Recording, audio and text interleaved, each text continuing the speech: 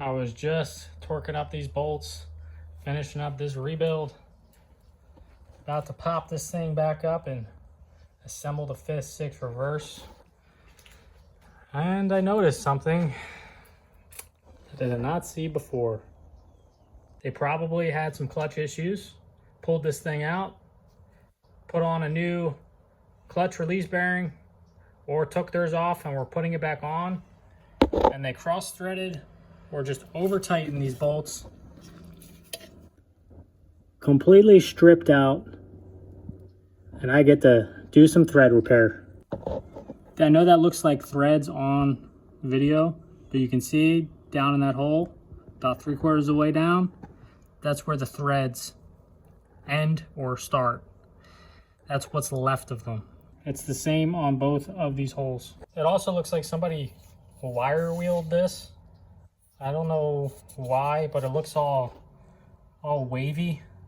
These are the bolts that I cleaned up, and I assume that they're going to the clutch release bearing.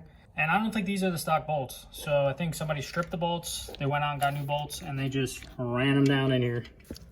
What I just tried was tightening them, and they're just spinning and spinning and spinning. The threads are not grabbing anything. And guys, these are like a 7mm bolt. Just a quick Google search on a torque spec on a 7mm bolt. It comes up to 9 to 13 foot-pounds. That's it. And if you guys don't know what that feels like, it's almost nothing. Like, it's snug and you're good. Over tightening a bolt is not going to make it tighter. It's gonna make it worse. You're gonna strip your threads and you're gonna end up in a situation like this. And I know what would happen, because this is gonna go to a shop, they're gonna install this, probably gonna realize that these bolts are stripped. They're gonna be like, oh, whatever, just send it, throw it in the car, and then I'm gonna get a phone call that, why is my transmission noisy after you just rebuild it? So I'm gonna fix these threads, because that's the right thing to do, and I'm not gonna let this transmission go out my door with stripped threads. Now here's the other problem. I don't have much meat. It looks like there's a lot more on video, but I have almost nothing there. And this is already drilled out. I was gonna put a 1/4 bolt in there. It's a 7mm. Because I don't want to go up a size, because I don't have much meat here. And if I go ahead and drill this out even, a little bit more, it's not going to leave much there, and I'm risking cracking the case here. And this is already at 1764, so that's what I need to cut it out to get it to a 1/4 helicoil in there. It's cutting it close, but I think I'd rather do this than go up a size. So I'm going to try this first and see how it works out. I'm just hoping that it's not already too big for that thread. This is this kind of stuff that nobody wants to do, and I understand why, because you can easily screw this up and then you got a entirely trashed bell housing, and you'd have to go replace the whole bell housing here, and that would definitely ruin my day, since this thing's already set up and ready to go. And then I'm also thinking of leaving the remainder of those threads in there. That's got to be like the bottom of my hole, because I only have about 1/4 inch, 5/16 of thread on my helicoil. It's not as long as this hole. I'm gonna measure the depth real quick, see where we're at there. Up to that thread. Yeah, that's just at 5/16, just over. So if I'm over, then that thread should fit in there.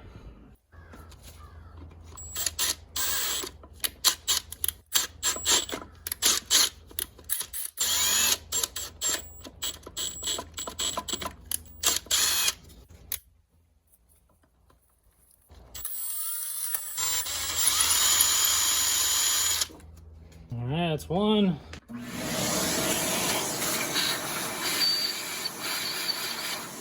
Well, I definitely overshot that one, but that's the way things go here.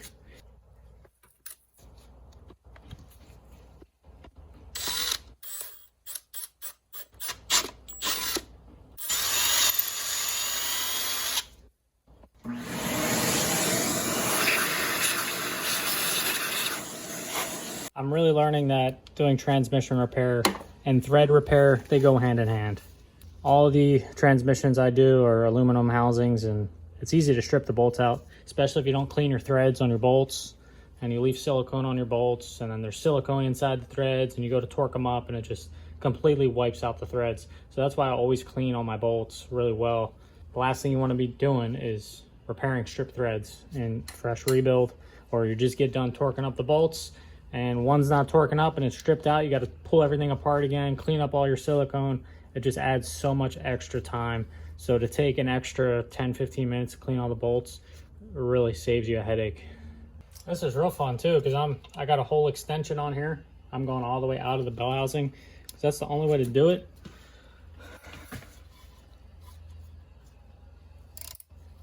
Try to get this thing as straight as possible here.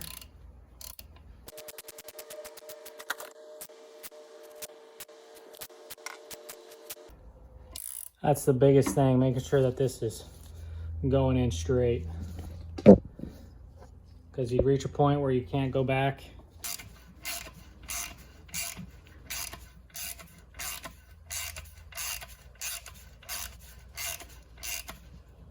That's it.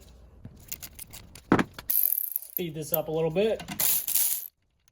All right, now onto the bottom one.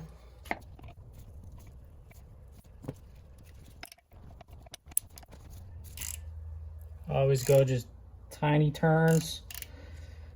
Like, I don't know, 1/8 of a turn, 1/4 of a turn. Just to get it started. Like I said, you want to be straight.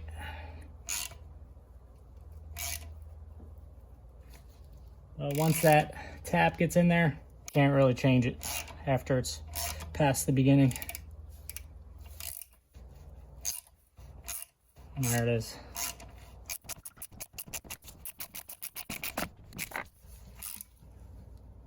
That's it. Now you should be using oil, but when you're going into aluminum with a steel tap, I mean, you'll be all right. But if you're going into steel, definitely gonna want to use oil. All right, check it out. Got it all cleaned up in there. Got some nice threads to work with.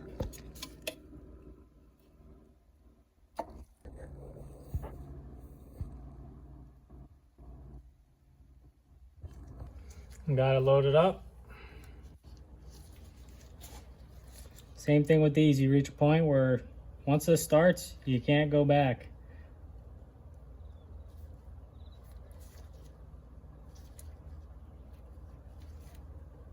Get my tool loaded up.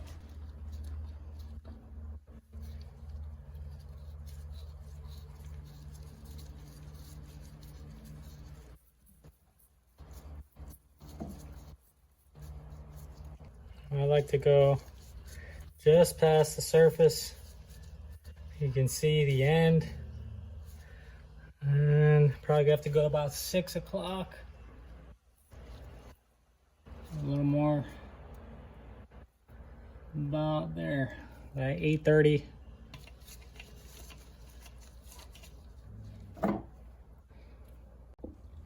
If you guys never done this before, that little tang on the bottom, that's so it grabs the tool. So when I thread it in, it has something to hold on to. And when I'm done, when this thing's all the way in, I'm gonna take a punch and tap off that tang. You can see it already has a cut. They already pre-cut it a little bit, so it's easily broken off.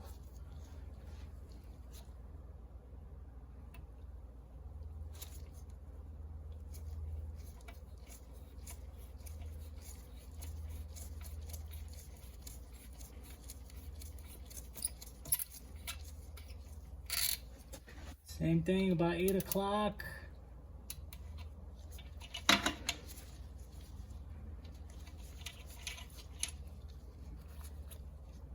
I don't like leaving it out because you can get your bolt caught on it when you're threading it in. I actually might go just a little bit more on that one.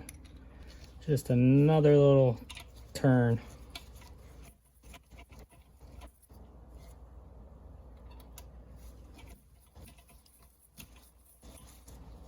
There we go.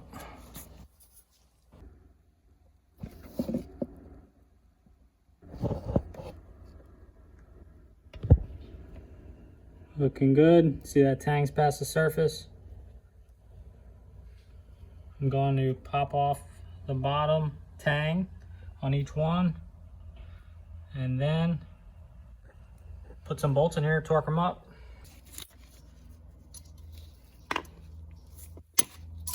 What kind of sucks is usually you can get your magnet, but those helicoils are stainless and not magnetic. So you got to blow it out with some air, or get a vacuum and suck it out, or play with your pick a little bit and try to pick it out.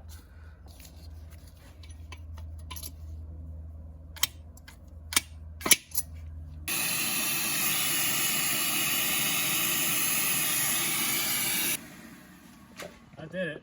I got both of them out. Shot some brake cleaner in there. There's one. There's two. Now I gotta find the right size bolt. I got a little bit of a hardware store stainless bolts in my collection in my office, and I have two different lengths. This is probably by 1 inch or 3/4. This is probably 1 1/4. So I'm not sure how thick the slave cylinder is, the clutch release bearing is. I'm probably going to give him a couple sets of bolts, or ask him to bring one when he comes pick up his transmission so I can size it correctly. If not, he's just going to have to put some washers on these bolts to shorten them up. What I'm going to do, I'm just going to put this spacer on here so I can pretend that this is the release bearing flange and torque this thing up. All right, so a quick Google search here. For a standard 1/4-20 steel bolt grade 2 is 5 to 7 foot-pounds. Grade 5, 8 to 10. Grade 8, 12 to 14. Stainless steel requires roughly 79 inch-pounds, 6.3 foot-pounds. For aluminum, use lower values. Oh, that's funny. But anyway, I'm probably going to go 14, just to show you guys that these helicoils work. A lot of people say, oh, you got to put time certs. Time certs are the only thing that work. No, I use these helicoils all the time, never had a problem, and you're going to watch and see.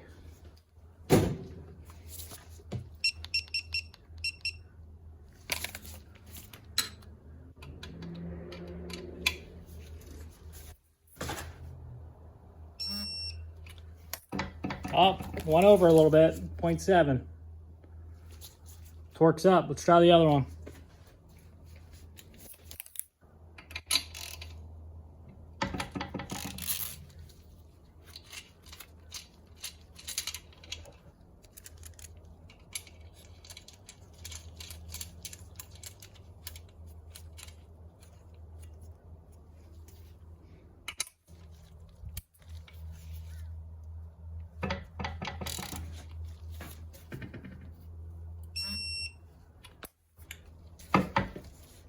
There you go. They both torque up. Helicoils work great. Dodged a bullet on this one though. That could have been way worse. I could have cracked the edge of this, drilled it out too deep or too wide. I'm glad I went with 1/4-20. Thread repair, guys. If you want to do transmissions, you're going to learn how to do thread repair. I'm going to flip this thing back up and get the rest of this transmission done. This thing actually came in with a broken 6-gear. Not much left there. If you guys want to see that video, I'll leave it below. If you guys are looking to rebuild your transmission, I'll leave a couple links down there as well. A couple how-tos, T5s, 3650s, 6060s, T56s. Check them out. Thanks for watching, guys.